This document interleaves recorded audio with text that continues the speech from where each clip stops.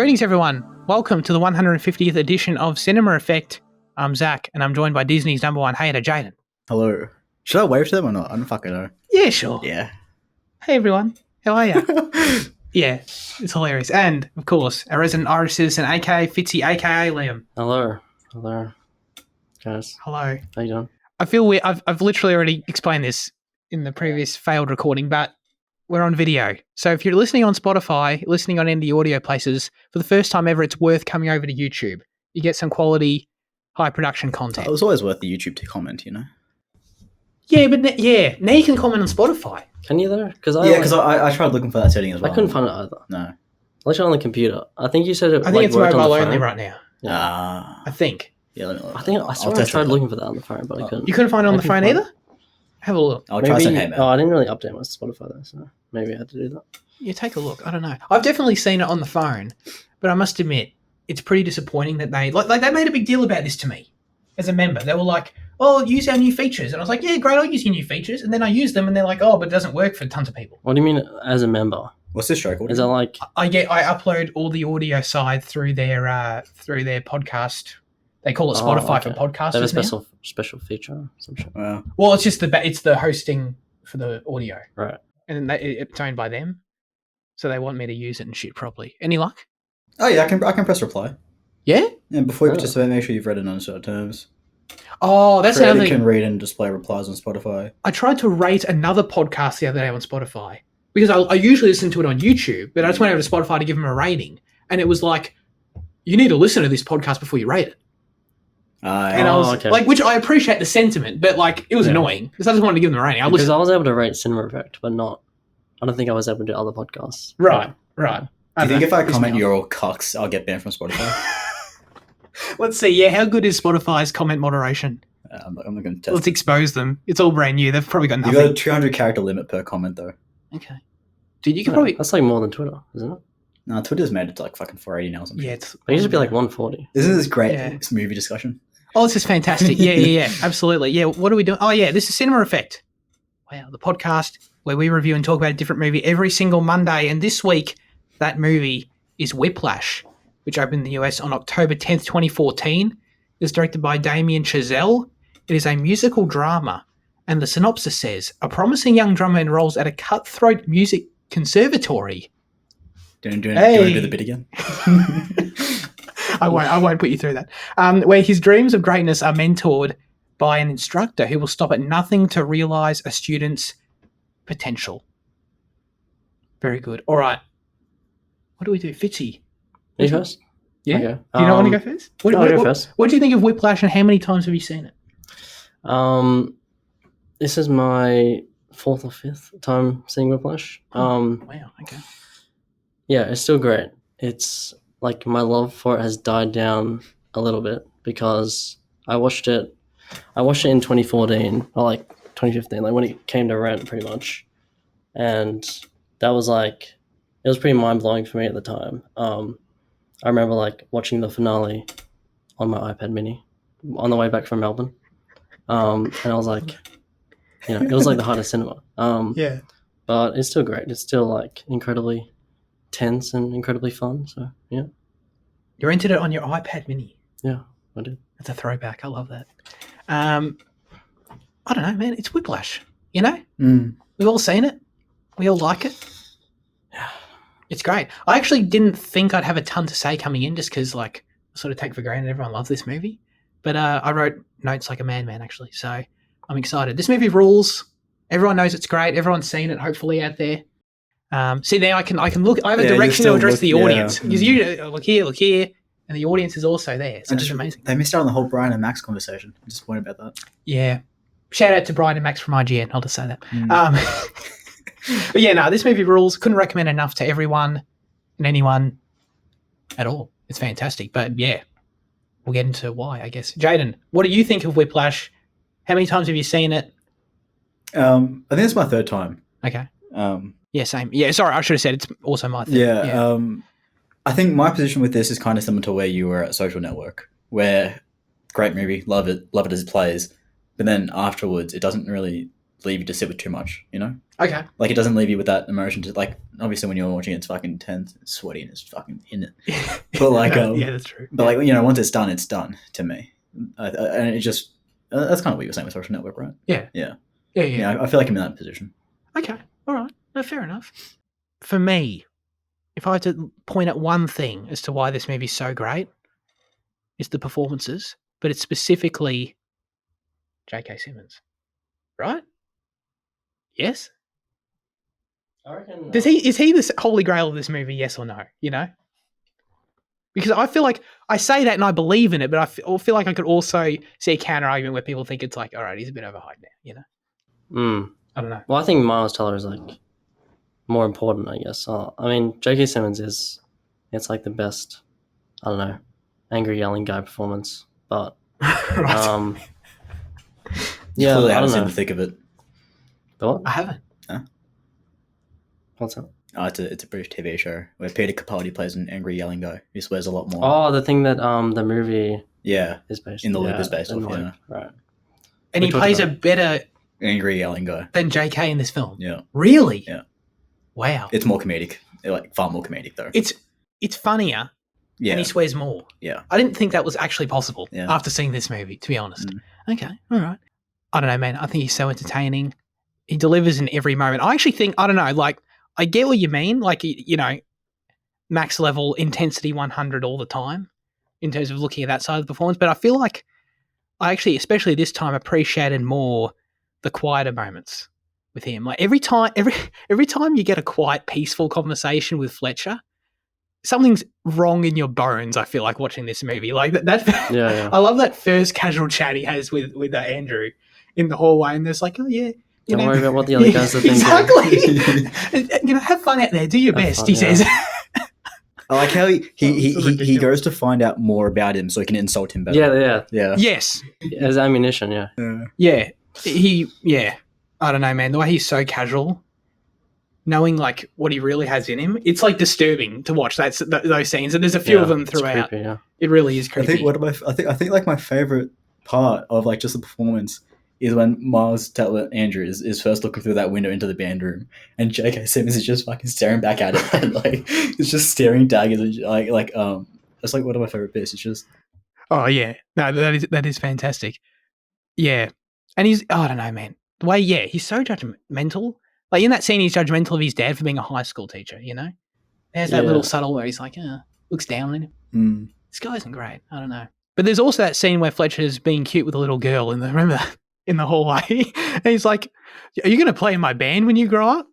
And she's like, "Yeah," and a high five, and then walks in. Listen up, cocksuckers! It's just so, dude. I don't know. I just find it so hilarious, and it's actually this time it was that duality of it, of like the quieter moments made the loud moments so much better. I didn't feel like I was just watching a guy scream at people and it's cool. Like it was a layer deeper for me this time, and of course, when he screams at people, it's hilarious. But hang on, I don't want to skip over Miles Teller, of course. Andrew Neiman, protagonist of this movie. He's a great actor, obviously. But is he the heart of this movie? Does he deliver that for you, Fitzy, do you think? Yeah, I think so. I mean, this is like, I guess I saw him in that romantic movie with Shailene Woodley beforehand.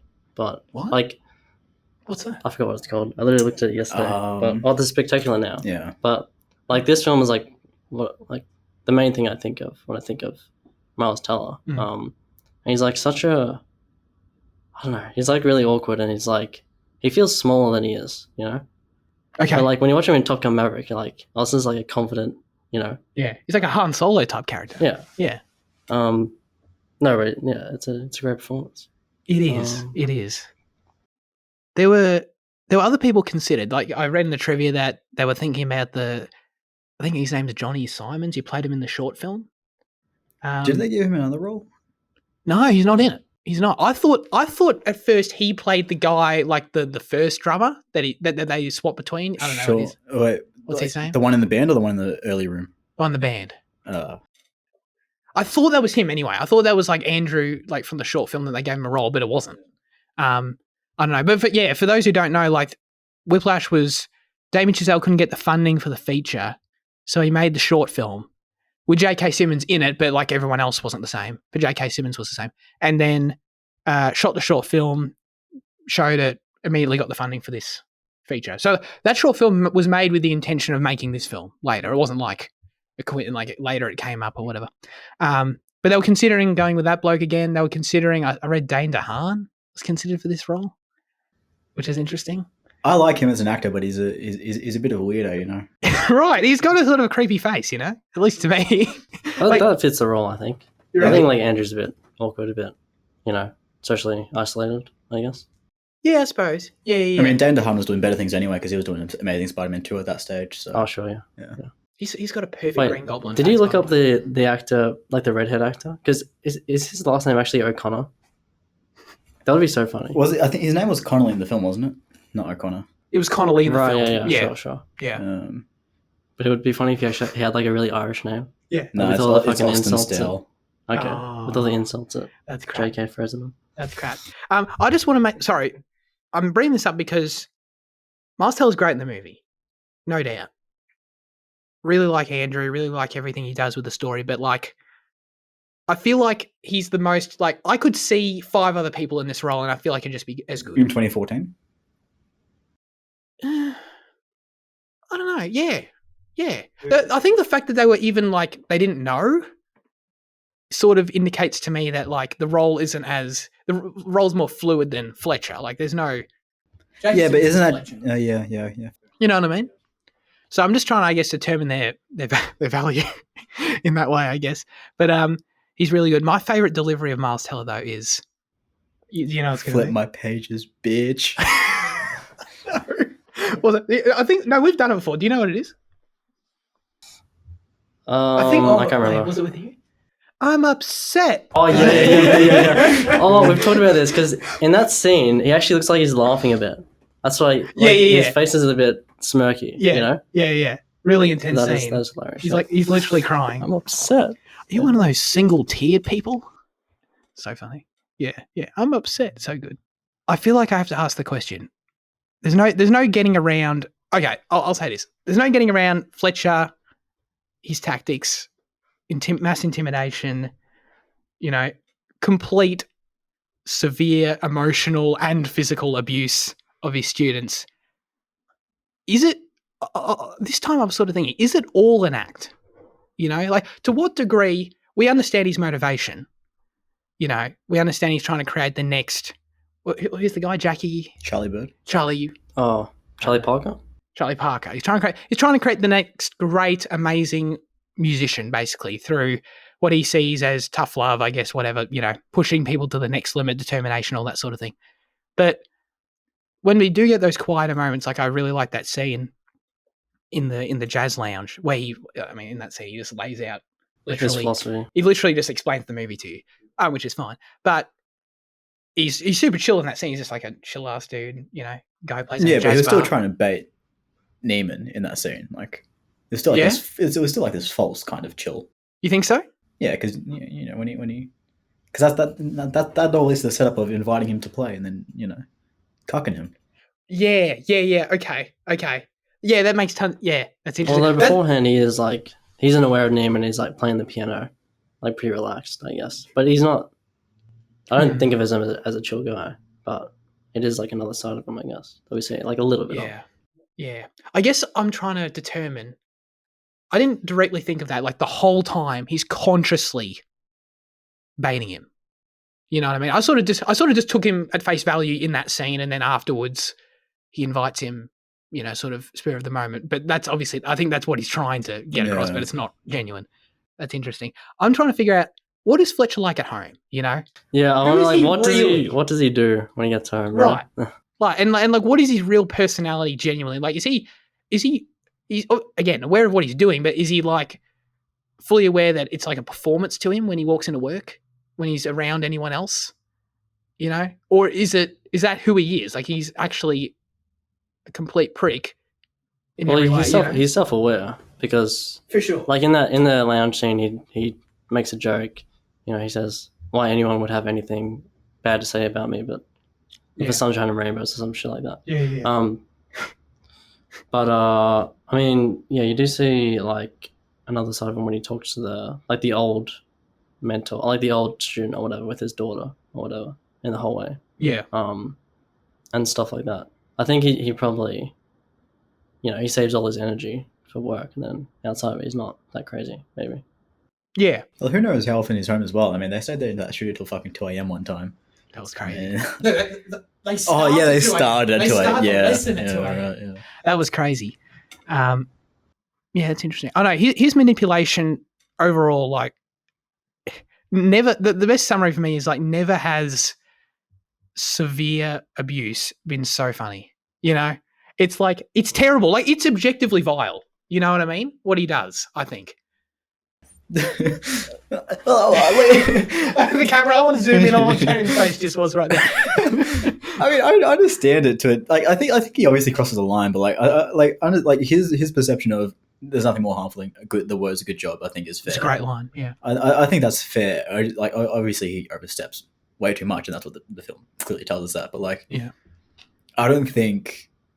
I mean, obviously, yeah, it's pretty bad. But I mean, like, in uni, college, like it's conservatory. Yeah. Like I think this more kind of casual relationship between professors and students, and then like it can kind of spur something similar to that. I mean, I've never had a lecturer that like berate me like that, but you do have casual conversations. So I can imagine this is like just being like an elevation of that.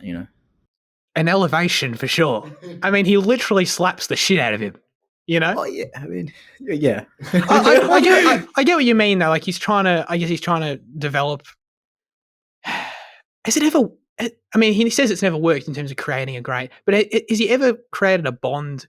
I feel like what you're saying is usually in service of like a relationship of like, connecting with a student-teacher dynamic on like a deeper level, or like trying to at least be more understanding, but then be more real at the same time. You know what I mean? I don't feel like anyone is like closer to Fletcher, if that makes sense, as a result of what he's doing. Yeah. I guess. That kid that killed himself, maybe. Yeah, maybe. That was gnarly. I think I don't know if I watched an essay or something like saying about like that might be hinting at like kind of Neiman's future, like he's always kind of in service to him, I guess. Like in that way the ending would be a dark ending because he's only there to like please Fletcher. Fletcher kind of won in the end. Yeah. I see the ending as a dark ending. Totally. Yeah. Personally. I think it's like a sad ending, actually, which is hilarious to how contradictory. Like it's very satisfying, but yeah. Yes, exactly. It's satisfying, but like I take a beat and then I realize it's sort of sad. Is my interpretation. Don't you kind of see it as him breaking free with Fletcher at that point afterwards? No, he conforms to Fletcher's ideas. I think him breaking free of Fletcher is him hugging his dad and walking out. Yeah, but then he fails. Right. Exactly. That's why the core question of the film is really interesting. I totally, how we were doing the question of the show, was it last week already? And we were trying to figure out like what's an interesting way we could word the core conflict of the movie. And I totally forgot. Like they actually do it in the film. They actually say it. They say, Andrew says, I would rather die drunk and broke at 35 than live to be 90 with lots of friends and no one remembers who I am. That's the dynamic. Would you rather be, the question is, would you rather be drunk and broke at 35 and die, or live to 90 and have lots of friends? Drunk and broke and full of heroin at 30, or rich and sober at 90? That's the question. Yeah, but no one remembers who you are. Yeah, that's the core. People remembering you is the core thing. That's the core question. I don't think it's just that. I think it's also like the transcendence of just like the performance itself, and like being in that moment, like reaching that level of ability. It's not just like in terms of the ending. Yeah, but like I don't think it's just about being like in the history books. Okay. Because like Andrew watches that performance of, I don't know, maybe it's Bird or someone else, and that's like, it seems like an immortalized performance, but I think he's also just watching it because it's like the height of ability that he can reach, and that's what he kind of aspires to as well. Yeah, I don't think it's just about being remembered, but yeah, no, that's fair. Well, that's definitely a component of it. We see how hard he works extensively. I mean, those scenes where he's drumming and nonstop. I mean, there's countless examples. He literally freaking gets hit by a car and keeps going, So we see the determination.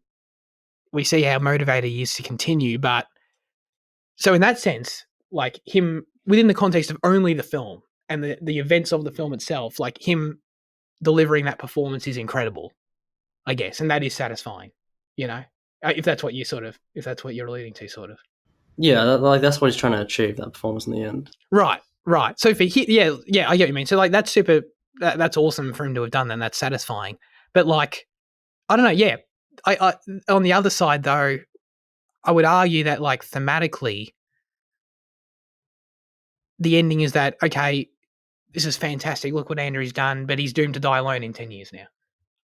Yeah, sure. You can see that. Yeah. Especially with the the suicide of Fletcher's older student. Yeah. Yeah. Because you presume that Fletcher's older student probably went through something similar. Like he was a great player too. And he probably had his amazing breakout moment or whatever. And I don't know. Yeah, it was all downhill from there. I mean, he did get, exactly. That guy did get like, what he wanted. He got like first chair at Lincoln Center or whatever the hell they aspired to. Yeah. But he was obviously also unhappy because he killed himself. So I guess that makes sense. But I don't think the film ends with Neiman with a semblance of unhappiness. No, it doesn't. So that's why I feel like his journey is going to be different to Casey's. You think he's like breaking through like the molds that the film are sort of have presented before? Yeah. I recognize it's like the very literal like kind of interpretation of what's presented, but like I feel like I mean you can see it either way. Yeah. Yeah, for sure. Yeah. That's interesting. Yeah. I don't know. Yeah, I sort of I guess I view it more as like I just think there's a recognition from Neiman, however the fuck say it. I think it's Neiman, Andrew Neiman. Oh, is it? Yeah. Because I used to say it Neiman as well, but then I think I said Neiman at the start. Yeah. Oh. I just think there's a recognition to Fletcher by him that just indicates that he's different. He's different. He's built different. He's built different. like genuinely. Like yeah. Really? I see that too. I mean, he was a first year, and he broke into the core band. But isn't that Charlie Parker? Charlie Parker was some old jazz musician. I think, But wasn't he built different? Isn't that like the whole thing? Yeah. That he was a beast too, and then he dies at 34. Yeah, but I mean, he died of, I don't know, probably overdose. But not not intentional. Right. I mean, I don't know. He very well could be. I don't know about Charlie Parker. But, Yeah. I know. I guess I view it as like the whole story, like as a timeline, is like a whole big thing where like Andrew ends up dying at 34, and that's sort of what the film lays that groundwork. Yeah. But that's the interesting part of it, of where the film, like in its own story, like ends at like a very specific moment, and there's nothing else beyond it. You know what I mean? So you never see how it ends. You never see how it goes. It ends on this on the highest of highs, basically, for Andrew and what he's done, and that's represented visually and musically as well, of how satisfying it is to watch. But yeah, I don't know. When I take a second afterwards, I'm sort of just like, but this story's going to continue, and it's not going to continue. It's not going to get any higher than this. Like, as you say, it only goes downhill. Like, maybe genuinely. But like, the movie is also like drawing from like real history of like jazz musicians specifically for some reason. I kind of like, obsessed in this way. And like Charlie Parker is the main example they brought up, and he does like achieve everything that you said. And also, he also does get, like depressed later on or whatever. So yeah, I just think it's both, it's both. But yeah, like the film is very selective in the musicians it mentions. Cause like it does mention people that died young. Yeah. But like, you look at people like Louis Armstrong or Miles Davis or Chet Baker, and they lived long lives as like the best of their times. Yeah. And like they achieved the absolute maximum you could. Yeah. No, that's totally fair. I think there's a reason the film focuses. Well, on yeah, obviously, yeah. I also think, regardless of the actual potential outcome for Andrew, though, like made our positions clear, but I would argue still within the film itself, I'm getting that there's so much negativity that comes from out of his behavior that you see. You see him already, signs of him turning into the person that's going to die at 30. and just him turning into a terrible person, you know. And I think you see that within the film itself. I mean, he judges Nicole for not knowing what to do with her life, you know, Yeah. not knowing what course to take. There's that whole everything with his dad is sort of meant to, I think, represent that side of it. That argument of like, well, this is the normal, this is the other route, this is the just take a job and be content, and you know. Well, maybe, but I think his dad also like wanted to achieve something. He wanted to be a writer when he was younger, right?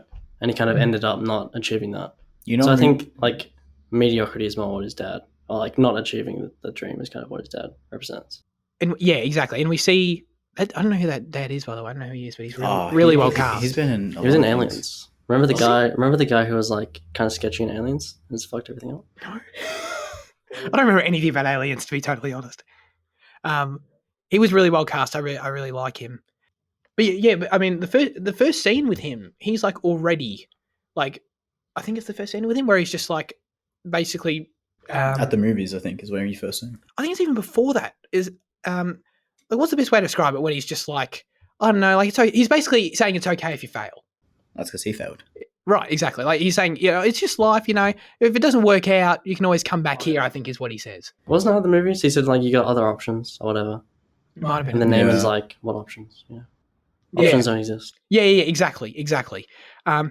So from my from a philosophical perspective, in my opinion, like, again, totally subjective, but I think his dad is representing like the light, in my view. But like, I mean, is it the light? Like, obviously he lives, but like, it's a fair question. He lives in mediocrity. I mean, that's exactly what the fucking film positions. That's what I think it does so well with all the different characters and different scenes, that like it does a really good job at really targeting the question well. Because I mean, if it hasn't been clear, like my answer would be live to 90, and I don't give a shit if anyone remembers me. You know what I mean? Which is ironic because I'm here doing a video podcast. But anyway, but that would be my answer. So like I'm therefore, because that's my perspective, I'm like looking at all the different things that like I think support that. I think there's tons of things that support that in the movie. You know, like there's that whole scene at the dinner table, where we see how like all of the worst parts of Andrew come out, and they come out consistently more and more as Fletcher sort of, I think, encourages it. I would argue, like even down to the simple stuff. You see how Fletcher corrupts all these students with like making them swear at each other and lose their shit at each other. I think it's when they're at one of the competitions or whatever, and like they lose the folder. Yeah, they lose the fault, exactly, and like the back and forth between the other drummer and Andrew, and then when Connolly comes into, I think I'm trying to combine a few scenes here, but basically every time like Fletcher sort of deliberately puts them against each other, and they all lose their shit at each other, and they're all like completely rude and irrational to each other, and like saying "fuck you," hurry the fuck up, and all this sort of shit, like completely encouraging like the worst characteristics of any human being and how to treat each other, you know, and like supporting that. And it's just like, I see that. Those are the clear examples where I'm just like, yeah, this ain't the way. You know what I mean? Yeah. I just think that, like, as much as you might interpret it as light, I don't think it's Neiman's light. Right. No, yeah, okay. So that's why, like, you know, although Fletcher represents the opposite, I can't help but feel like objectively, whatever, yes, you're right, probably, but I think for Neiman personally, he achieves what he needs to. Yeah. I can't disagree with that at all. But I guess, yeah, he does everything for him that he needs to do, and I guess, like, and then, you know, as other people, we can judge him and say he's kind of a bad person, in my opinion. You know.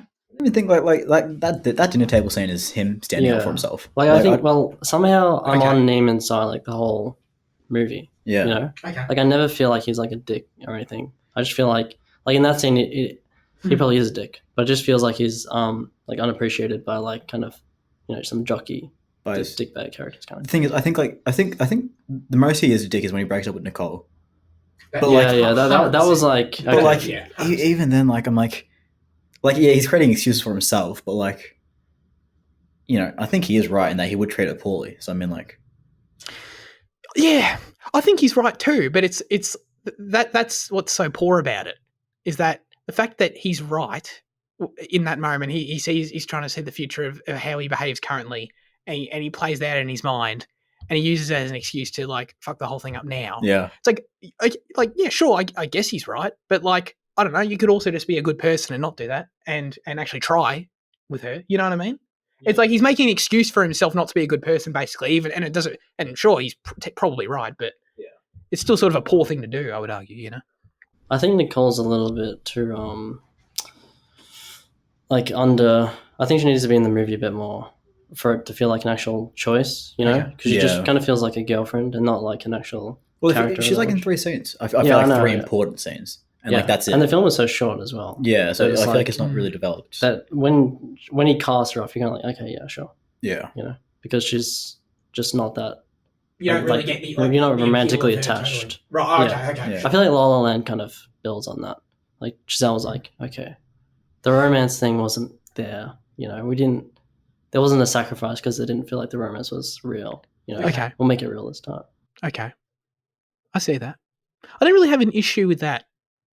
Yeah, I totally see it though. I didn't really mind just because I feel like Nicole is sort of just more of a device in the sense of which can definitely be a criticism, but like I think it works for what it is. I guess it's just that it's you know there's other quick shots in the film where like Andrew in the first 10 minutes of the film like multiple times pays attention to guys around him with girlfriends, and they focus in on that. So it's just meant to be this idea of like relationships here, right? Well, the whole movie's through you can connect with people, Andrew's perspective, so like it makes sense that she is what she is. Yeah, because that's all she is to him. Right. Yeah, is this like not like a deep connection, you know? Just kind of a boxer tick, I guess. Yeah, of like something that he thinks he might want. Yeah, or something he probably does want. But yeah, well, I just think like even if you like the way that the other jazz musicians speak about like you hear about like them like the way they speak about women when they come into the class. I don't know, so, and it's this kind of like abhorrent kind of relationship that they have with. It's like it's not unique to Neiman. I think it is. Perhaps it's a more commentary on jazz musicians as a whole. You know, maybe musicians are just trash. You know, just terrible people. They just suck. I don't know. For musicians, they were kind of, I mean, not good people, but like they were kind of had a cool vibe. You know what I mean? They weren't nerds. I feel like I picture musicians and they're just a bunch of dorks, you know. Really? Oh yeah. I don't think of that. I'm joking. Anyway, sorry. I actually do want to talk about the dinner table scene a little bit because I have a different read on it. Maybe your perspective on it is what Damien's intending. Because I see it. Like I can see both sides. I do understand that it's frustrating for Andrew because they don't understand exactly what he's achieving and what he's doing, and they don't have enough. They don't have his perspective, and it's they treat him unfairly. I think it feels like they're trying to bury him in mediocrity. Is what it feels like, and I feel like Neiman's kind of breaking through it. Is what that feels like. Oh yeah. Oh okay. See, that sounds very righteous, and that sounds cool. Like I'd cheer anyone. Yeah. I'd cheer anyone on. Teacher of the year, that kind of thing. What? Like the line "Teacher of the Year." It's like it's an achievement, but it's kind of a mediocre, like everyday achievement, I guess. Well, I mean, that's definitely not. That's not mediocre, but it's the fact that he did end up being a teacher, and the fact that his cousins are playing in Div 3 fucking football and whatever else, and they're trying to celebrate them, but then they're trying to dismiss Andrew as being mediocre. I like that. I like the way you put that because it does make me understand a bit more of like, I feel like I would root for that guy who's like trying to break free of that. But there's also the other perspective of like, again, I don't think they treat him totally fairly in the scene, but these people also have lives and they've done cool things and they want to chat to each other about it and they're proud of each other, and that's cool. And Andrew sort of says, "You're all pieces of shit," and who cares? Like the line that stings is the fact that his dad has the Lincoln Center called. It's the fact that his dad is trying to keep him there as well. His dad doesn't want him to succeed. Mm. Yeah, that's true. That's kind of. Well, I think I misinterpreted what you said. Huh? I think I misinterpreted what you said because I think, like you said, they're trying to bury him in mediocrity. I think like them celebrating those successes like kind of normal people do is kind of not dismiss him, but like I thought like bring him in to that kind of level of achievement, like not what he's actually going for. Yeah. I just don't think Teacher of the Year is a mediocre achievement. That's pretty impressive. Yeah. You reckon? I mean, depends on but if it's like- like at state level. But or if for it's him, it's international. mediocre, is what I'm saying. You know. Yes. Yeah. No. Yeah. No. You're. I get. Yeah. In the scheme of the world, it's mediocre. Yes. Where Andrew's trying to be everyone, he wants to be known by everyone. Could have been a Pulitzer Prize winning author instead of a teacher of the year. Exactly. Yeah, Right. yeah. Is what you're saying, right? Yeah. Yeah. Like he's trying to say, oh, you can be like, if like his dad is aside, he's saying, oh, you can have like a good life and be teacher of the year, you know, and still have like some achievement and not be crazy. Yeah. Yeah. I guess. But I you guys won me over a little bit, but I must say, like, my initial takeaway was still that, like, Andrew, I do feel for him and understand that, but he's also being pretentious and an asshole by shutting these people down as well. You know, like, he can be the better person and, like, understand what's happening and be aware of it, but be better by sort of maybe leaving the room or, like, you know, taking a step back. And instead he retaliates and, like, basically says, well, you think I'm, I don't know, worthless or whatever, you're worthless. Yeah, sure, but people That's aren't just good. terrible. You know? I mean, No, exactly, yeah. But I just think he's in that sense he behaved in the wrong way, but I guess I understand more why, you know. It's a good scene though. I liked, yeah. There's a fair bit to analyse in that scene apparently. This is another aspect of when the dynamic for him as a character sort of shifts again is, of course, after the car crash incident and that whole competition thing, when he decides he quits. And when he gives up and literally throws everything in the trash, the quick scene where he works in a burger joint. That was an interesting thing because that's when you're seeing that's my winning Andrew, right? Of like my philosophy of like, guys, Andrew's working in a burger place and he's in a small apartment, which I love the set decoration of that apartment because it was like very deliberately super bare, and I thought that was on purpose. But in my mind, that's like Andrew succeeding, you know, which is so not Andrew succeeding at all. Yeah. But like that is like ideal like life in my opinion, you know, especially in terms of what the film's trying to debate against. So it was really interesting I think really noticed at this time of like he gets there, he does it, he gets to the other side, he knows what it's like. It's not even like this allure, like, oh, I could have a quieter life. Like he does it, he quits, he's out, you know. But it's clearly not for him, is it? You're like way more. You're like way more against Neiman's side than I thought. Oh, really? I think Chazelle is like way more pro Neiman. Pro Neiman's. Probably is. Well, yeah. I mean, anyone especially with like La La Land and. Oh, okay. I think it like backs it up a little bit. I mean, anyone who's as accomplished filmmaker at his age as he is, I think he probably definitely would be more on Neiman's side than I am. Because we wouldn't have Damien Chazelle if he was working at the burger joint, would we? You know? So that makes sense. That was something I was sort of looking at this time, especially when his dad especially relates to me, because the idea of his going to the cinema with his dad and his dad coming over and like watching TV with him in like the small apartment and stuff. I went to the movies with my dad literally 5 days ago, you know? So like we watched Air. Yeah. So like that idea of the film, but then and we see that again in the sort of bare apartment. And Andrew even has like a little line to Nicole, I think, where he's like, I go to see movies with my dad, like as if it's like that's sort of a dumb thing. That's sort of a stupid thing to do, isn't it? You know, like he sort of he seemed insecure about it. No, but that was in relation to. I think that was in relation to a different feeling. Okay. It wasn't because like that's when she was talking about being homesick, and you know she like doesn't like how people fake that they're not. So I think that's just him saying he's still got a connection to where he's from. More isn't that what is that thing about is? Like, so it's actually more of a positive than I'll sort of. I think that's like a positive that he still has that relationship with his family. Yeah. Okay. No, that makes sense. Oh, that makes me feel better. I'll say that. Yeah, don't worry, you're not losing. Yeah. He, as I said, he's out. He has so many chances to walk away. He literally Fletcher breaks him for like the last time, or he breaks him for that long, but then the last time is when they get on that last stage, and he fucks with them like, I know it was you, and you've got no pages, and at that moment, like, total bomb. I always think it's really awkward when yeah. Do we have a question for next week? No. No. exposing the inner workings here. We'll figure it out.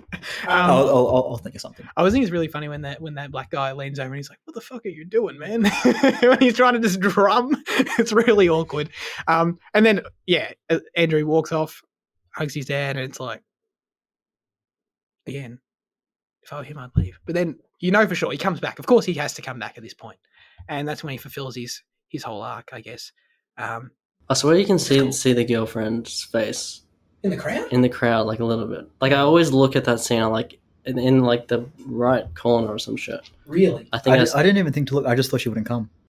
I thought that's the whole point of it, is that like when she's like, oh yeah, I'll ask my boyfriend, and like that was her telling him no. Yeah. And then that was code. And then they were speaking code from that point. It was like, okay, yeah, I'll check the time. Okay. Like they knew. Right, yeah. That's how I took it. But did you think you actually? I mean, dialogue-wise, I would take it the same way. But like, from the first time I watch it, I always noticed like that face that's in like the right corner of the screen. And it looks like, what's her name? Melissa Benoist. Benoit? Is it Benoist? Well, it's Benoist, but like she's French. Oh, Benoist. Yeah. Benoit. I mean, she's not French, but like the last name's French. Sorry, so it'd be pronounced Benoit. Benoit. Yeah. No, because she mentioned it on a talk show once, and like since she mentioned that, I'm like, oh, Benoit. Like it just sounds so much better. Yeah, it really does. Okay, cool. Anyway, I was just trying to get us that final drumming sequence, I guess, because how long is it actually? It feels long, but it's amazing. I think, is it like 10 minutes long, 5 minutes long? I don't know. Probably like 5-7 minutes. Yeah, maybe 7. Yeah. It was really good. Do you have any main takeaways from this? So Nicole is in the audience. Hey? No, is she really? Yeah. Shut up. Wow. That's crazy. I don't know. What does that say then? Well, I mean, so in the script, she's revealed to be with her in the audience with her boyfriend. This is just from Cora, so this is someone's opinion, but it says, equivalent to, could this add to the pain of failure that Andrew feels in that moment, going with your thing about failure? Or... Okay. I don't know. Hold on, let me look at this article and see what this one says. Never before have we had Cora and articles contributing to this show's thought-provoking discussions. Fitzy, do you have anything at all you want to grab from this whole final sequence? Because I've got a fair bit, but I just want to see where you go. Oh, the way Fletcher talks to him is so funny during that scene. The when he says, when Andrew's just going off, and he's like, "What are you doing, man?" Like really nicely. It's like so fucking funny. He was saying, "What are you doing, man?" Like he has to, because he's the conductor and he obligatory, like he's going off script, so like he has to go over there and do something about it. But he's like thrilled that he's doing it. I think that line is the ultimate indication that he's like with him, that Fletcher's like with him now. He'll work. Yes. Yeah. You see, this article agrees with you that at the end, Andrew's completely broken by Fletcher and that it's a really depressing ending. See, Cora. Is that Cora? No, this is from The Atlantic. Oh, okay. Yeah, but that the ending's like, that's obviously totally subjective, but I'm glad other people agree with me because I'm right.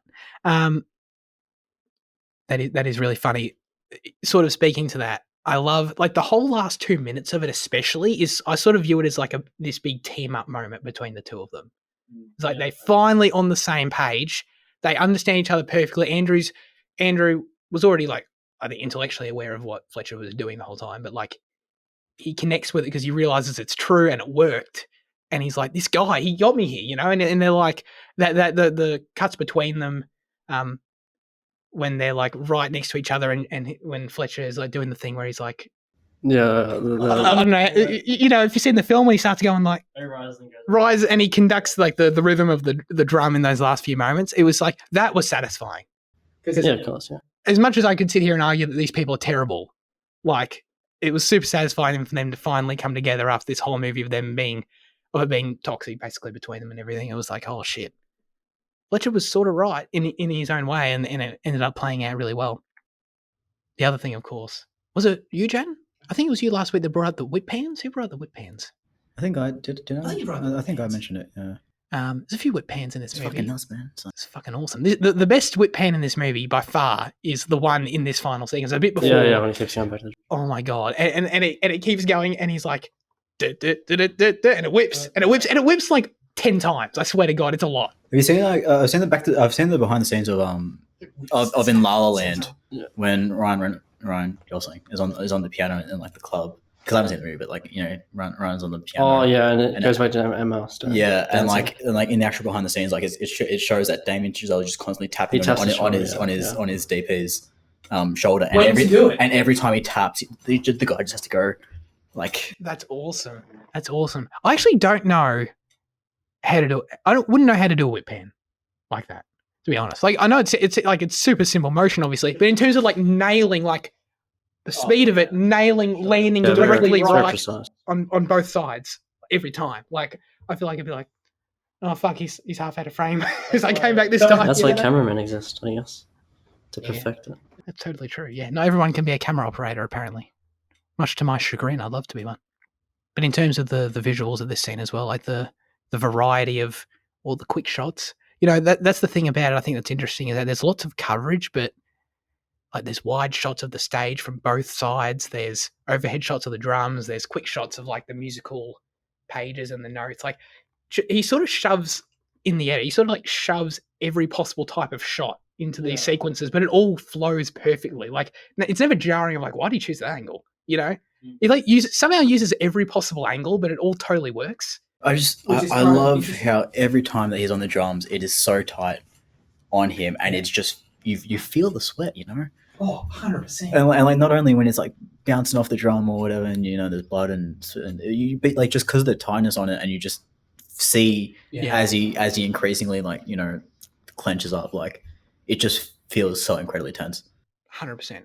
I know like the whole like the blood, sweat, and tears thing is fairly obvious, so it's not super subtle. I don't know. I think I totally. I think it's always perfectly done, never too much.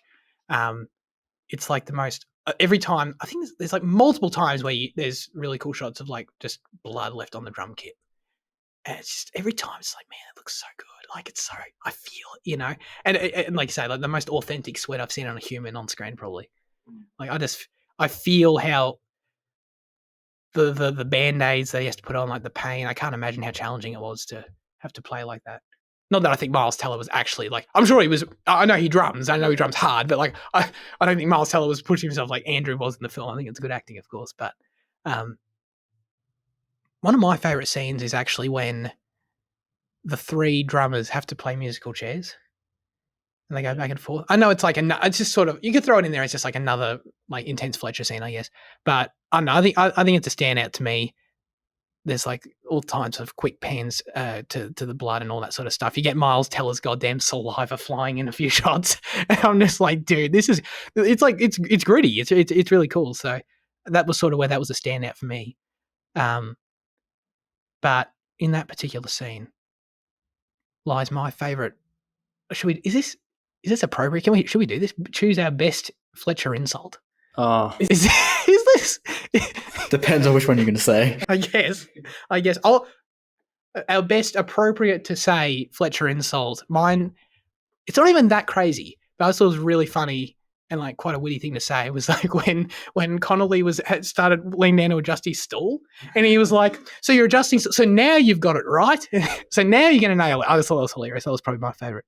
Do you care to choose, Jaden, at all? Well, I think my one is because of the scene previous where he's asking about his mum, and he tells him the mum walked out, and then he's playing really poorly, and he's like, no wonder mummy left on you or whatever, like walked out. That's what you're saying of like just immediately turning anything he tells him against him. Yeah, that was brutal. But like I think my favorite like insult is from Miles Teller hurled at Connolly, or like when he's like Johnny Utah. Yeah, turn my pages. Yeah, like fuck off, Johnny. You turn my pages, bitch, or whatever.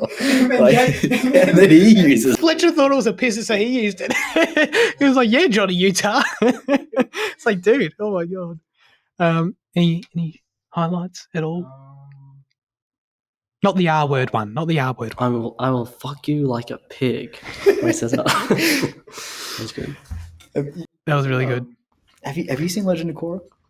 No, but you have, Zach. Seen 2 seasons. There's a really funny edit where people replace Tenzin's dialogue with dialogue from this film. Oh, okay. I'll see if I can find. I'll show you. Is it from the first season? Yeah, I think it's from the first season. Okay, no, that's cool. Shout out to J.K. Simmons, by the way. I mean, we've been shouting him out the whole time. He's great. He's amazing. I feel like, have you seen First Man? No. Oh, yeah. I always forget about First Man, dude. Do you? I'm like, yeah, Chazelle's 3 films. Yeah. I haven't seen it. Um, I feel like you're very familiar. Obviously, like, we all know. Oh, well, we don't actually, but Babylon's awesome. We believe in Babylon here. But I feel like you're very familiar with La La Land because you've alluded to La La Land a few times, and I can't remember anything about it, to be honest. But so I feel like you're familiar with his filmography in a way I'm not, even though I've seen all of his films. Yeah, I've seen all of his films, I guess. I can't remember. I can't remember First Man either, so it's fine. Like, where does this sit for you in Chazelle's ranking? Because I feel like it would still be last. Am I right in saying that? Yeah, it's lost. Because just the other films are so great. But like La La Land, I do think does expand on his ethos or Whiplash's ethos. Wouldn't all of his films expand on it? Because all of his films are about like this dedicated artist, or like in First Man's case, it's still about a dedicated person in their field of work. Yeah. There's a lot of overlap. That's true. He's kind of like constantly expanding on that. That's interesting about First Man actually, because he didn't write it. So, I guess he attached himself to it because he sort of spoke to him. I guess I get why. Yeah. What about you, Jaden? Where does this sit ranking wise? Well, I've only seen Babylon and Whiplash, but Babylon's better to me. Oh, yeah, you haven't seen La La Land. Okay. Babylon's better to you though. Yep. Okay. Babylon was fucking amazing. It really was. And a huge part of that amazing transition set up there was Justin Hurwitz's score in both films. Similarities, for sure. You can feel the same sort of energy, I would argue, in the sort of, I don't know, I'm not an expert here, but like, I don't know, jazziness or whatever. I would use the word jazziness in both, I guess. And of course, Babylon loves doing the whip pan thing with the trumpets and shit too. So that was sort of a similarity. But it was all good. Like this is, I guess, he never made a film as tense as this. Like this is just thrives off pure tension in a way that La La Land and Babylon don't. I guess the stories are more expansive and they're more. Yeah. I think they're more like emotion driven. Yeah, that's probably true. Yeah, I don't know if you could make a movie this tense in 3 hours, but well, he's trying to. But well, I mean, Babylon definitely reaches like a level of tenseness and uncomfortableness in moments for sure. Yeah, for sure. Yeah, but not like at a sustained period like this film does. Yeah, it's true. Babylon does in like, I mean, this in the best way possible. Does sort of feel like 5 movies in one. In some ways, I would argue. I think I said when we were walking out, I think I said to you like that scene in Babylon where they're going around is like this is some of the scariest things I've seen. Right. And I've seen like fucking, I don't know, like over 400 horror movies, and when they go underground in that bunker thing into that like really dodgy club is fucking terrifying shit. Yeah. And like just the most tensely driven things. That's what Babylon is supposed to be. It's supposed to be like an amalgamation of like all these genres, like calling back to like just Hollywood in general. All the film. Yeah. That's what I mean in like an experiential way, not like it's very thematically consistent, but I just mean, I feel like you can pinpoint the different acts in Babylon and they could almost be their own little short films as an experiment, I mean, there are literally films within Babylon. I mean, there's Eclipse. 100%. Fucking Avatar was in Babylon. Spoilers, but yeah, that was unbelievable stuff. I watched a interview with Chazelle, and that whole final montage came together at the last second. It wasn't his intention originally. Yeah, the ending was just going to be like they do the thing around the cinema. Babylon spoilers, sorry, not related, but sort of related to Damien Chazelle. But like they do the thing around the cinema, and they come in on what's his name, Manny? Is that his name? Yeah. They come in on him, and that's the ending. I think like him watching Singing in the Rain and so it's like it's meant to have the same like idea, I think, of like he lives forever in cinema and he understands that. But that's crazy because like that montage is just like one of the best things ever. Yeah, for me. Yeah. I understand why people don't like it, but I think that people not like the montage. To be clear. People that's like crazy. People think it's corny as shit, or like I've seen people like slander it so much. It's crazy. But I think that's fucking peak. It's unbelievable to watch. For sure, yeah. It was amazing. I mean, all of Chazelle's endings that I've seen so far are pretty incredible. Yeah, all two of mine. Yeah. Oh no, dude, the cut to credits in this movie. Oh yeah, and the jazz just keeps going. Exactly. That's the thing about it. You know what? I love talking about like cut to credits moments and like how satisfying they feel. That's a part of it actually. The fact that, I mean, of course, like in the film, the moment of quiet, the big crescendo, and the smash cut, Damien Chazelle's name turns up. But it is the fact that the jazz keeps going. It keeps flowing. It's like it's one of those things where like the credits hit and the music's you're still vibing while the credits are rolling, and you sort of walk out of the cinema and you're like, this movie's still going, and I'm like, it feels like it never stops. It's like it's freaking awesome. That's what's really cool about it, I guess. But that's a contributing factor. Yeah, I loved it. The opening scene's really good too. I like before there's anything on the screen, you get the drums building and stuff.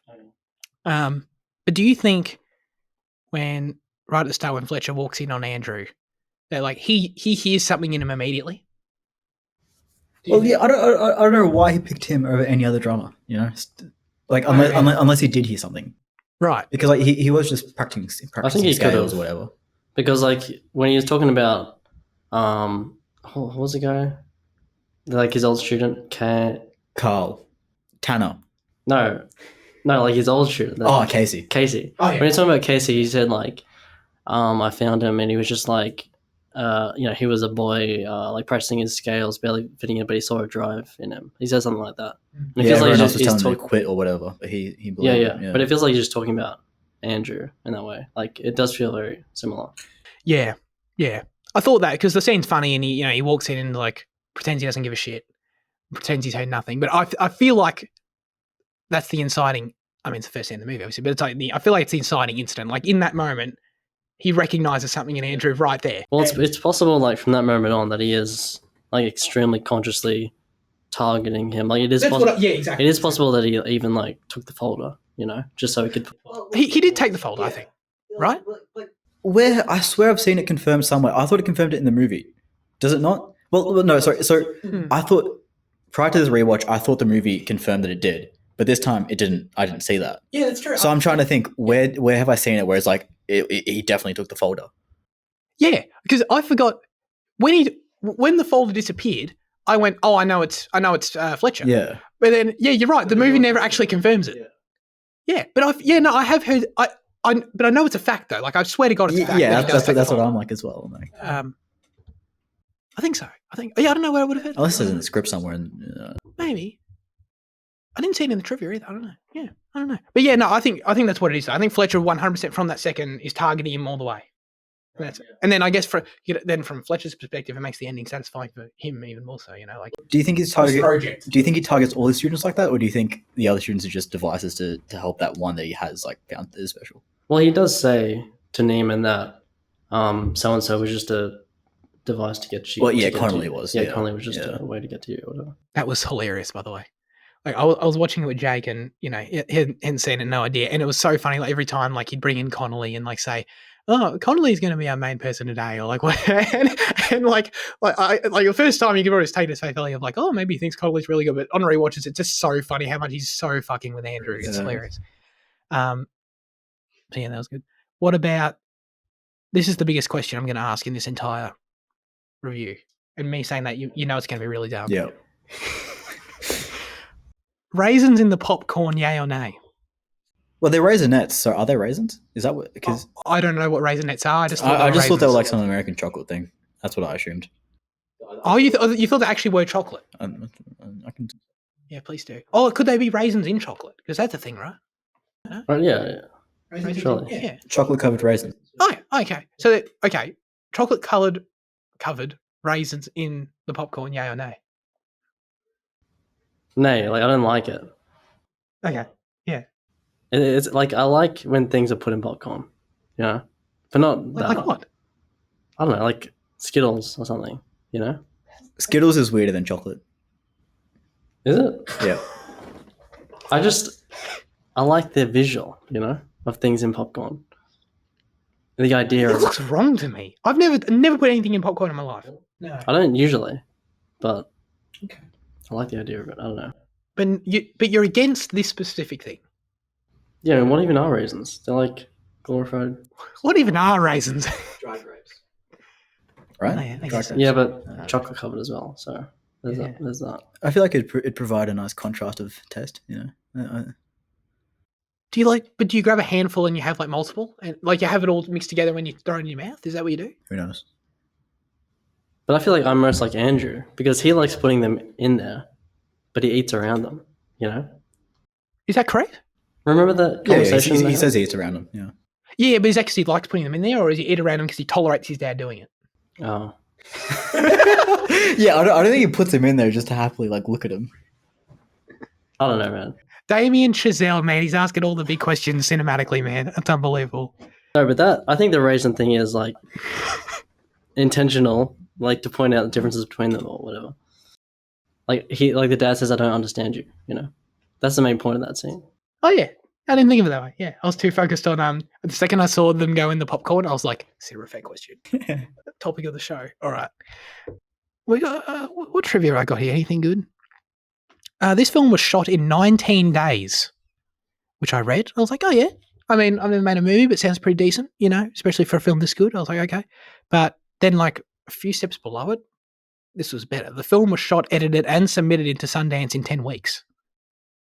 Damn. That's more impressive. When you think of like a movie timeline, like let's say like an average, 90, 100-minute movie, how long would you expect it to be taken to go from pre-production to production? Assume the script is done and then you have to do everything else. Yep. How long do you think? From pre-production to release. Yeah. Like what do you think? The script is done. Only like a year and a half. I would say 1.5 to 2 years. Yeah.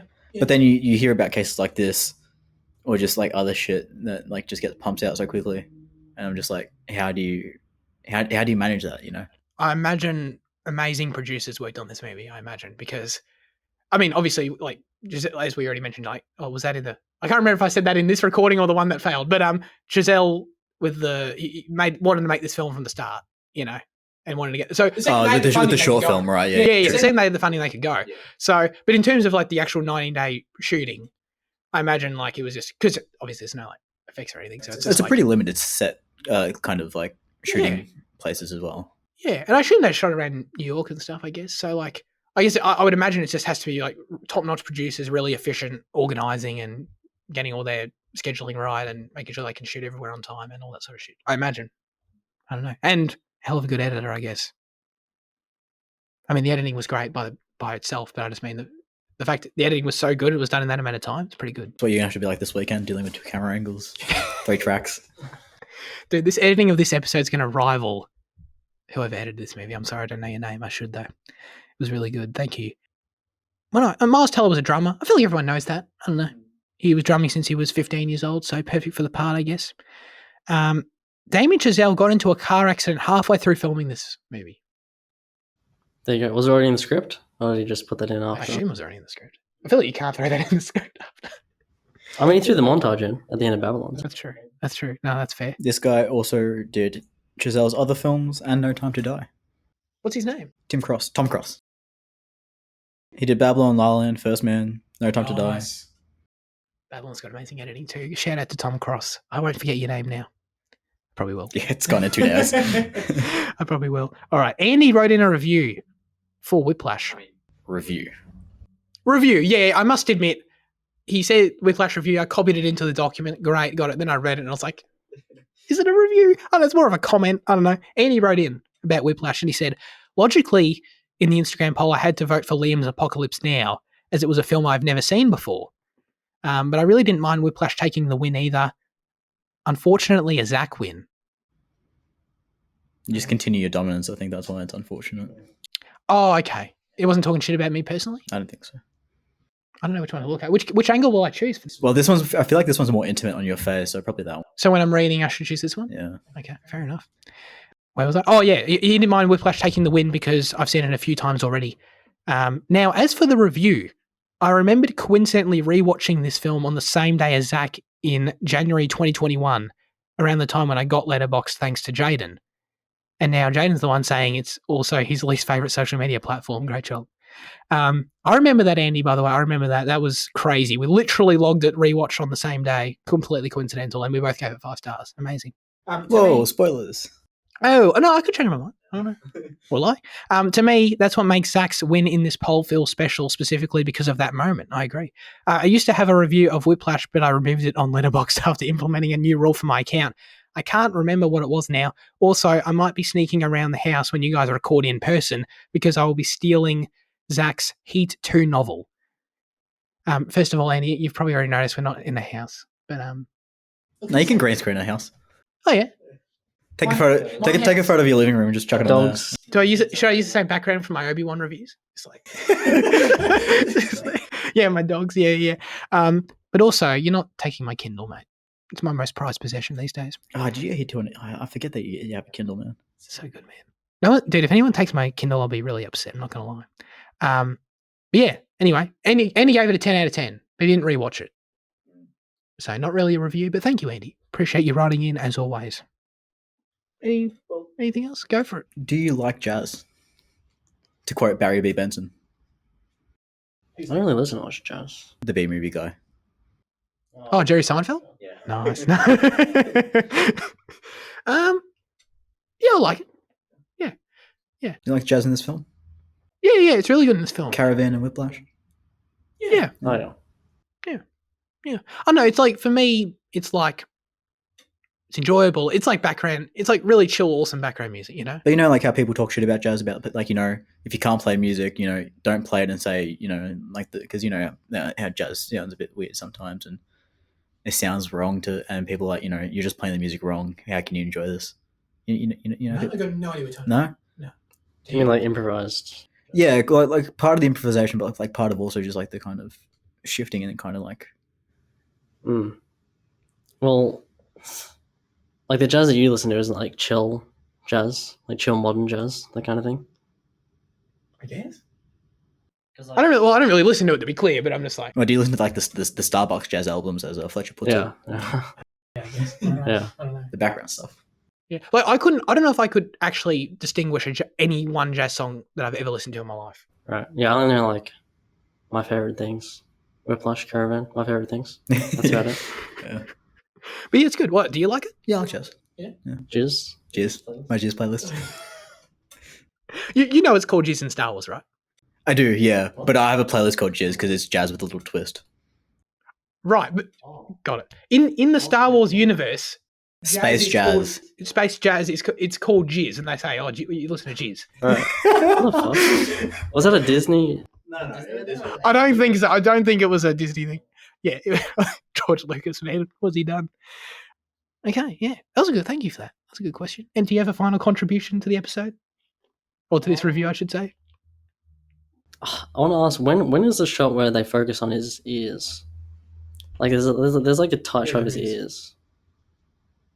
I think is it after the car accident and he drops the drumstick? Is it? No, it's like when he's playing. It's when it's Okay. I don't know, but you know, There- there's some. I'll just say in general, there's some efficient filmmaking, like the establishing shots of New York, for example, are very nice. And there's like, as you said with the finale, there's like he uses every kind of element. Yeah, exactly. Yeah, 100%. Did they shoot this in Toronto, I assume? Because it's New York. I don't know. You know how like every New York, every film set in New York is shot in Toronto? Well, I mean, I guess there was nothing specifically identifiable about it to be New York. I mean, I always forget there's New York. I always think it's like Chicago or something. But In then this I movie. remember, but then Right. this time I recognize it. yeah. New York Yeah. Conservatorium or whatever it's called. Yeah. Is it a real place I should visit? Schaefer. Oh yeah, you're heading over there. Oh yeah? I'll be ditching the show in 6 weeks. Yeah. Good luck. You didn't know? You haven't heard? Oh god. All right. Let's get to our final verdicts for Whiplash. I'll just give it a 10, by the way. Done. Oh, okay. 8 out of 10. That's fine. Sure. Yep, 8 for me as well. Very, very good. All right. We can get into news chat. As Jaden already pointed out with the question, we totally forgot to do all our regular pre-show organising. So I've got 4 trailers here, and we can see what the hell happens. Has anyone seen the Marvels trailer? Yep. I saw it too. Okay, good. What do you think? Yeah, it was alright. I had no intention of watching it, but it was on Twitter. Like as I was going through Twitter, it came up and I was like, oh, yeah, I'll sit through this 2 minutes. Yeah, it looks alright. I mean, I don't have any complaints. I don't have any praises either. I feel like I'm kind of lost, to be honest. I probably need to rewatch Captain Marvel. I need to watch Miss Marvel to kind of understand what's happening here, I think. But Do you? well, what's this thing with like they're swapping every time they use their powers and shit? Yeah, I didn't understand that at all. But like, I don't know. Doesn't matter. But the fact you watched Miss Marvel. Well, I've seen only one episode of Miss Marvel. Oh, okay. Right. Yeah, I need to finish it off. Yeah. I understand you. Yeah. You know, I thought it was good. I thought it was cool. Will I see this movie in the theatre? Probably not. Speaking will make us go. I haven't gone to a Marvel movie since. What, Thor? Yeah, I still thought. Yeah, really good movie by the way. We also got The Penguin. Oh, yeah. Anyone see this? I did, but there was like nothing to say about it. I mean, it was I don't know. I thought it was a little bit. That's cool. Yeah, it was cool, right? It was Colin Farrell, like being It incredible. looked more like Colin Farrell. Like, I recognized Colin Farrell more in this than I did in the movie. Really? Yeah, I feel like because there was more. Are you sure There- that's there you was when- less, when, like- Okay, yeah. There was less like soft lighting and shit. You know, it was more just you saw more his face more directly, I guess, in like normal light. Okay. I was like, oh, that's Colin Farrell. No way. I still can't believe it's Colin Farrell. Like even in this, like I'm just like, how the hell is that? Doesn't sound anything like him. Doesn't look. I mean, he never sounds like him, obviously. In literally every performance, except In Bruges. yeah, in Bruges, he sounds like Colin Farrell. Yeah, no, it was cool. I really liked it. It was like, but I guess the idea of like getting a Penguin spin-off was sort of sounded a bit weird to me at first, but like seeing this was like, oh, I get it. Like this is going to be dope. It's like a mobster story with like the same totally like cinematography and lighting like taken out of the film, and get that on TV. Pretty damn cool. And it looked like they were sort of setting up different like, I don't know, how you describe it, like interesting conflicts with the different factions in Gotham and stuff that you'd want out of a mobster sort of story, you know? Is this going to be a central viewing for Batman 2, do you reckon? Good question. I doubt it'd be essential. I assume it'd be additive. Right. Yeah. Oh, yeah, I'd assume so. I assume he's in the Batman too. He'd have to be. No, yeah, I reckon he would be. Yeah. Yeah, he's the new fucking like leader, isn't he? Of Gotham, like took over Falcone, whatever. Yeah. Or Yeah. was it Maroni? I can't remember. Falcone, I think. Who's Maroni? Maroni was the rival one that Falcone snitched on. The two like No idea. mob families are Maroni and Falcone. Okay. They're in the Dark Knight as well. Yeah. Like the two families. Yeah, it rings a bell, yeah. I can't picture them, to be honest. We got, anyone see the Continental teaser? No. Okay, this is the John Wick show, set in the 1970s, New York. Oh, it's set in the 70s. Yeah. And so weird, like it reported that Mel Gibson's in this show. That's been known for like a year and a half, and he was nowhere to be seen in the trailer, which I thought was kind of weird, to be honest. I thought, wouldn't you put Mel Gibson in your trailer? Anyway, this concerned me, this trailer. I don't know. It wasn't much. It was even less than the Penguin, actually. So Fitzy really thought there wasn't much there. But I don't know, like some of the way the scenes were lit and like just the briefest look ever, but I was like, I could already tell that Chad didn't direct this, you know, and it sort of got me a bit concerned. So we'll see. Maybe it'll be cool in its own right and have a cool like story that's more expansive and stuff, and that's cool. But like just from a pure visual perspective, right off the bat, I was like, it just felt off a little bit to me. Now it's time for our highlights of the week. Fitzy, what have you been watching? I watched Beef, which is a new Netflix show. I had a feeling someone was going to talk about this. Have you seen all of it? Yeah, I watched all of it. I want to watch this with my brother, but Okay. yeah. It's really great.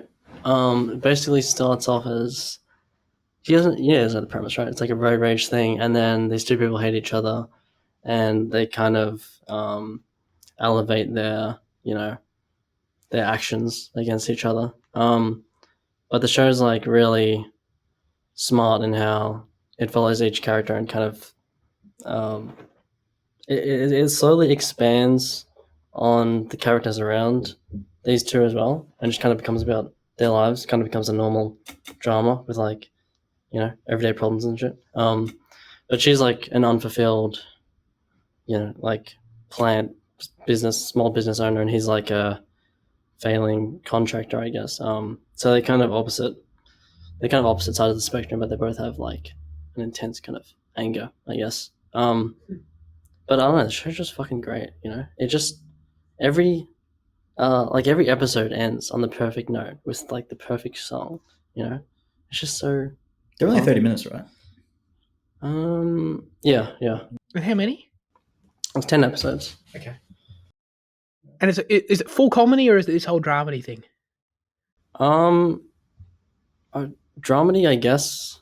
It's like, I don't know, my dad described it as a dark comedy, but I don't think it's really that dark. It's kind of just comedy drama mix. Yeah. Okay. All right. Very fucking good show. Andrew Santino's in it, right? He's the white ranger with the beard. Huh? Is there a ranger in it with a beard? There's a ranger. With a beard? Maybe like not a big beard. No, not a big beard. Just he's got a beard though. Is it who's he? Is he again John Wick too? No. He's a comedian that sure. that me and my brother like, and we saw him in Melbourne 3 weeks ago, and I think he's in. Sure. Well, the redhead is like a comedic character. Yeah. I think it's him. Jake was telling me I think he's in it. But when you said Santino, my mind just went to John Wick too, because there's a character. Oh yeah. Yeah. Cool. All right. Very good. I'm excited to see that. I watched, as I alluded to earlier, Air, and it's good. It's a good movie. You know, yeah. I don't know. It's like one of those. Not that like the story's predictable, but like I don't know, like feel good true story. You know, I feel like we understand what that is. So, what's it about though? Is it about the creation of Air Maxes or the creation of the Air Jordan brand? Who's the character? Like, what's the guy's name? His name is Sonny. The guy who Matt Damon plays is Sonny something. He was a real Nike. He was Nike's basketball scout in the 80s. Yeah. And the whole thing is about how Nike's... You say Nike now? What? Oh, God. Let's not.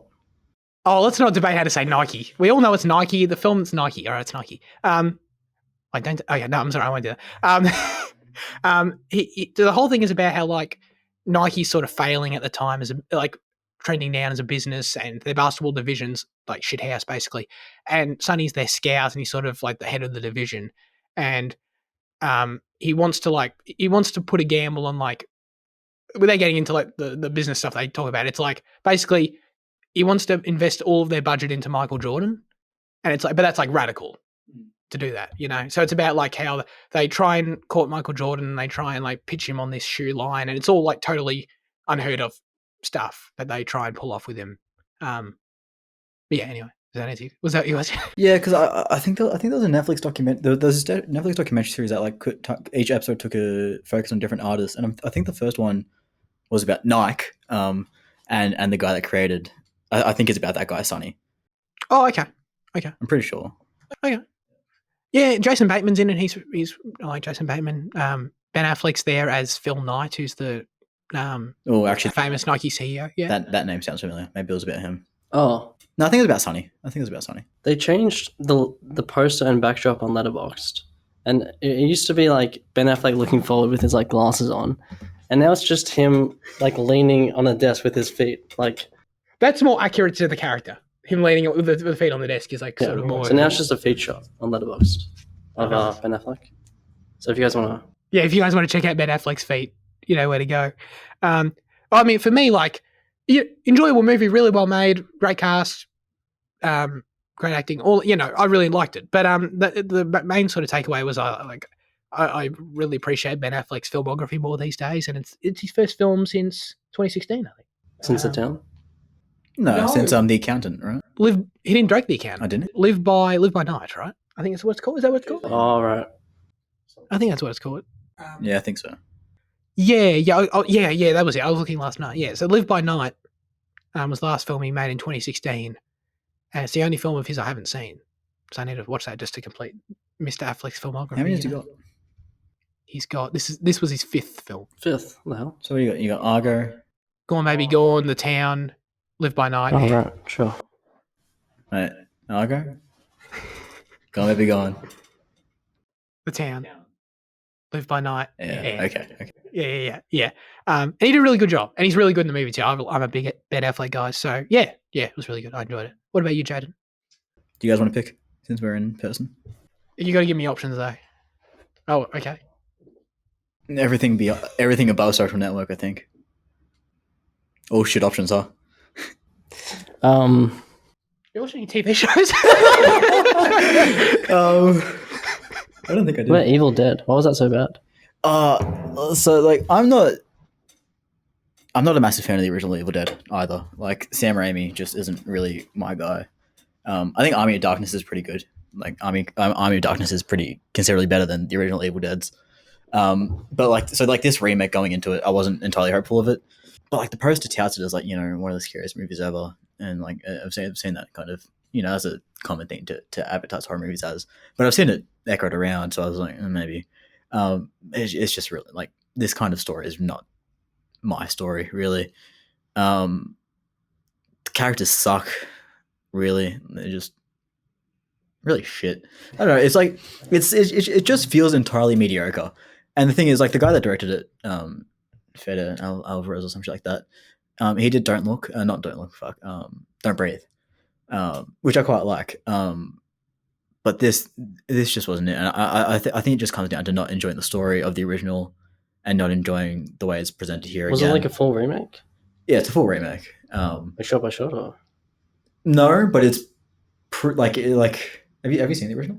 no? No, I've got an idea of like, but it follows all the same beats, but kind of recontextualizes it a bit because instead of just being 5 kids in the woods, it's they go there to help one of them kick a drug addiction. So like that kind of plays a minor kind of angle. But like even horror wise, it's not even scarier for like a modern remake. But it goes kind of down that angle of like the early noughties kind of remakes of like full on gore, full on trying to make it disgusting as possible, which I'm not really a massive fan of. Like I like my gore, I think it's great, but like the way it's presented isn't really. the second one, the new one looked really gory. Like it looked like it The was Evil limp. Dead Rises or whatever it is. Yeah. I mean that's part of why I watched as well because I was like, no, I thought maybe go for that one, but yeah, Evil Dead's not for me. But Army of Darkness is great. Fair enough. Nice. Very good. Very good. All right. I'm trying to take advantage of the fact we're on video, you know. But I thought we're not going to acknowledge them. We can. Have we acknowledged the reel yet? No. No, we haven't talked about We've got a literal film reel sitting here. It's like actually in the perfect angle of our logo too, by the way. How good's this branding? It's all... This is genuine as well. I can't recall, like, when you get... There was a case for it with the name of the film that used to sit on here, but I can't recall what film it was. Oh, really? Yeah. That's fantastic. Dude, I love it so much. It's so good. it. Do all reels have 6 holes in them? But this one has, like, that special, like, this, like one with, like, the divot and everything Yeah. to indicate, like, I don't know, something. Andy can answer what this, like, special shape is for. Right. Great stuff. All right. Now comes the segment where we hand the show over to you with our question of the show. Last week we asked you, what is the best cinema effect moment in history? Sounds a little more grandiose than I intended, but yeah. Andy said, nothing will come close to Liam's children in the wardrobe scandal on this show. But my handpicked best moments in cinema effect history is the show's first ever episode on a Hong Kong film, which was Infernal Affairs. That lost episode of The Founder due to Jaden's missing audio and Zach trying to pronounce Koyanis Katsi. Did I get it? Koyanis Katsi. Close enough? Close enough. Thank God. Better than what it was first. Thank you. I'm learning. Bonus points for when Luke also tried to do bear jokes on the show. Tried is the key word there, for sure. Thank you, Andy. Some good shouts. Yeah, I must admit, I didn't think of The Founder because scrolling through, it's not there, is it? So, but that was I wouldn't call that our best moment. It was memorable though, for what it meant for lore, I guess. I don't know. We just didn't have an episode that week, right? Yeah. No. But we recorded and we put in all the rest of the effort. So as far as I'm concerned, we've never missed still, you know. That was like one of our most scuffed episodes, though, wasn't it? Like, that was meant to be that it got It deleted. wasn't that bad. It was okay. Yeah, I get what you mean. Like it'd be in the lower tier for sure. But I don't think it wasn't like it was fine, in my opinion. But I don't know. I also haven't ever listened to it, so I don't know, obviously. Luke said, well, I'm tempted to say Liam's basement children trying to escape mid-episode. I think the best Really moment, taking the heat, aren't you? Yeah, what the Yeah. hell, podcast? and I love how it's turned from like the idea that you hear children in the basement from Liam's basement children trying Bro, to there's a escape. chair. Like it's an actual event that was taking place. But yeah, I think the best moment is when Jaden's mic cut out when he tried to access the where to watch feature on Letterboxd. The timing was perfect and the hello afterwards was great. Yeah, it was hilarious. As a listener to that episode, it was fucking funny. Yeah, I'm so glad you think so. Yeah, that's awesome. I I think you'd probably argue a bit of recency bias, maybe. Maybe well, it's hard to think back to fucking 140 episodes ago and be like, oh yeah, that was a great moment too. But like, yeah, like 100%, like that is no, it's funny. Oh yeah. It's totally funny. Did you manage to find anything? Well, for my answer, yeah. Well, as a participant in the show, I like as I was flicking through, before trying to find something, the Tenet episode caught my eye, and I think being here, recording it, and then being able to bring Tenet up on the TV got me so excited, man. Like the fact that, like, here playing through it, scratching through it, I was like that excites me. So yeah, that's a great answer. I re-listened to a little bit of that last night, like I said, but I listened to the part where we had the realization of the TV in the room, and we're like, "Wait, is there an HDMI?" And like we were doing that whole thing. That was that. I wrote that down. That was funny. I really like that. For me, you're doing the Al Pacino and Scarface impression on the awards episode specifically. Really? It killed me. Yeah, I think it's fantastic. And you did it in the real episode too, but like the way it was brought back in the awards was hilarious to me. Also, shout out to when, I mean, no one saw it, so it's not that good. But for me, when I fell off my stool, that was something. What was that? I enjoyed that. See, that's good. You didn't even remember it. No one was embarrassed by it except me. That's funny. I think it was. I want to say That's it pretty was. recent. I want to say it was like Kung Fu House. I think Andy was there. I think Andy. Feel free to correct me. I just fell off the back of it, and I'm shocked it's only happened once. I've recorded on a stool for like 130 episodes or whatever, and I only fell off it once. I think that's pretty impressive, to be honest. Just being honest. The objective best moment though is the Phantom Thread when you joined the show, Janet, for the first time. Surely, I mean we can't say the first episode doesn't count. It's not a best moment. It's just the first moment. No, I was going to say something about Jade. Jane joining the show. Oh yeah, it was great. Have you re-listened to the moment you joined? Back then, I listened to the episodes after they went out, but like I haven't gone back. Not in a while. Yeah. You'd hate it if you did it. God, I can't even imagine it, man. Like, yeah, I went through the ringer. Like, let's go for this question.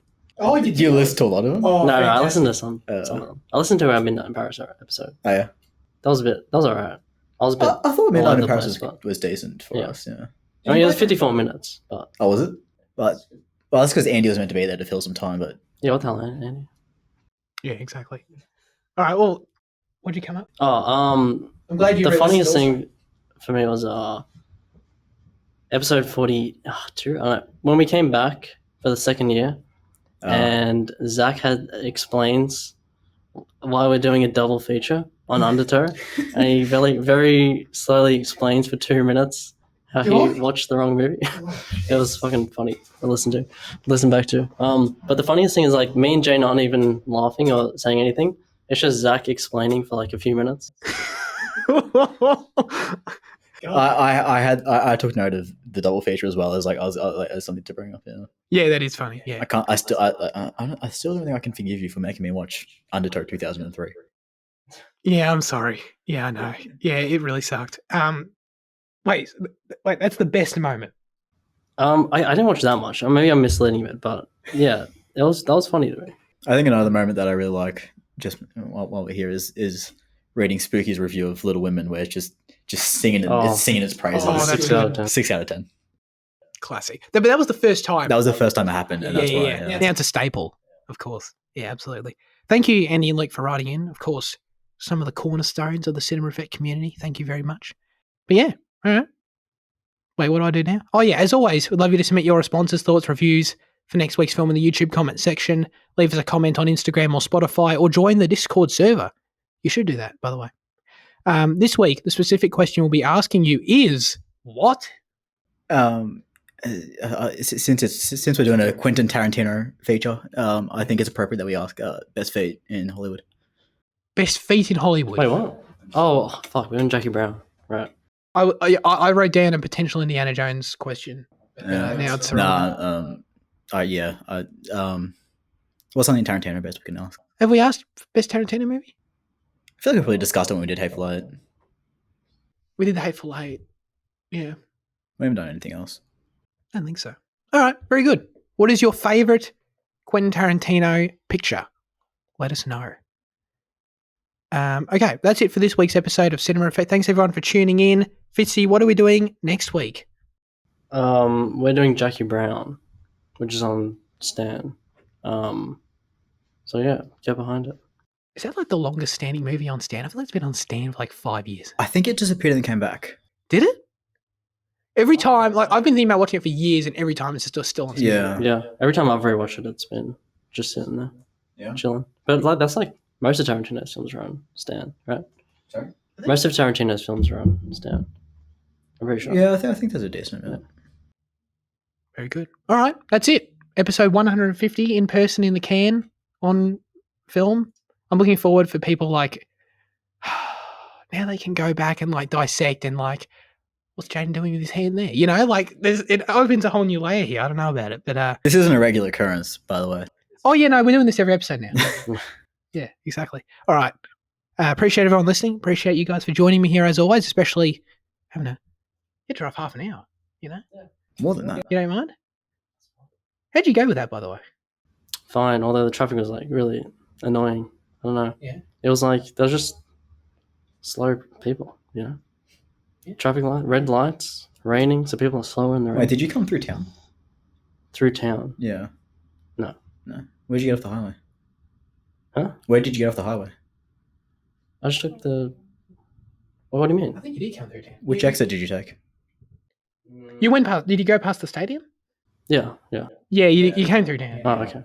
Yeah. I thought you meant like... You can take the ring road. Go. A few exits. Oh, right. I never do that. Yeah. Okay. Yeah. Oh, shit, you want to skip the I traffic? don't know. Episode 200. Take a note. All right. That's it. Have a great rest of your week, everyone, and goodbye.